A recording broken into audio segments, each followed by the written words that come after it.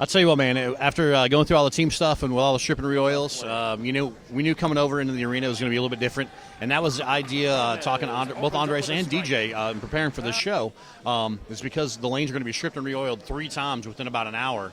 Not to mention the friction and the surface was a little bit different over here. So we knew going in we're going to have to get some different balls and some different looks. And Andres, obviously, he if it was up to him, he'd use a high road on every condition everywhere around the world.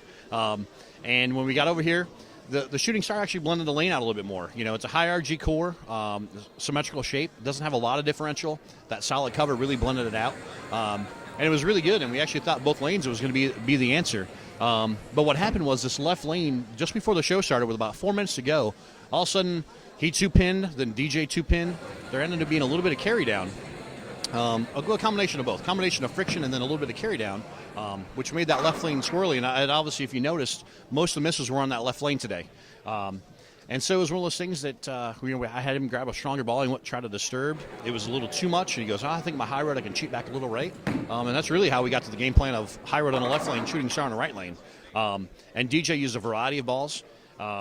His thing was he wanted to go with the ball that got him there, so that was his logic, and that was his thinking.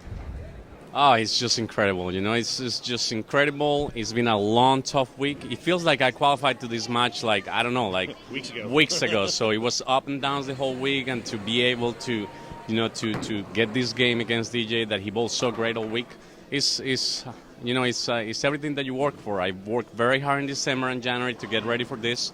I made some changes on my grip, and everything's working, so far pretty good. And I got the best bowling balls in the world. What else can I ask?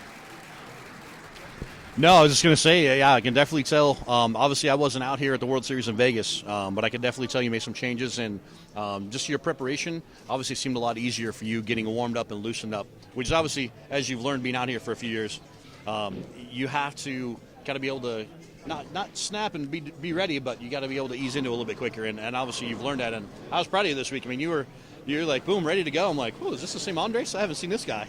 So that was cool, man. I'm proud of you. You learn. Everything is a learning process. And now, like you said, I was ready so much before, and I had already kind of my game plan for the fresh. It worked out pretty good on the Carmen Salvino, and then I was able to finish strong. And that got me to the show, and, it was pretty much fresh on the lanes, and I had a game plan. We talked about the different balls that we could use. We had about 8 bowling balls that had a quite decent look. But for the show, we went with what we thought it was going to take us the title. That Andres Gomez had all the experience going into the title match. Even though DJ had made a show before, it had been a long time, about 9 years since DJ had actually stepped foot on a TV pair. Andres coming fresh off of his victory at the Salvino last season. And so all of the betting money had to go towards Andres Gomez. And then when DJ Archer opened in the 4th frame, Andres just stepped up and just put a foot on his throat, threw that 6-bagger, got 9 spare in the 7th frame, struck in the 8th, and then when he rolled the 10-pin in the 9th frame, it was kind of an unusual messenger, and you don't see the head pin roll into the 10 that often, and when you do see that, that's usually a pretty good sign that it's that player's day. Andres bowled beautifully. He figured the pair out. He adjusted his equipment accordingly from right lane to left lane. We all knew that the right lane had a kind of an early check spot to it.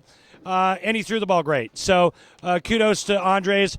He's a gentleman, and he's a great ambassador for Storm in the sport of bowling. And muy bueno, señor.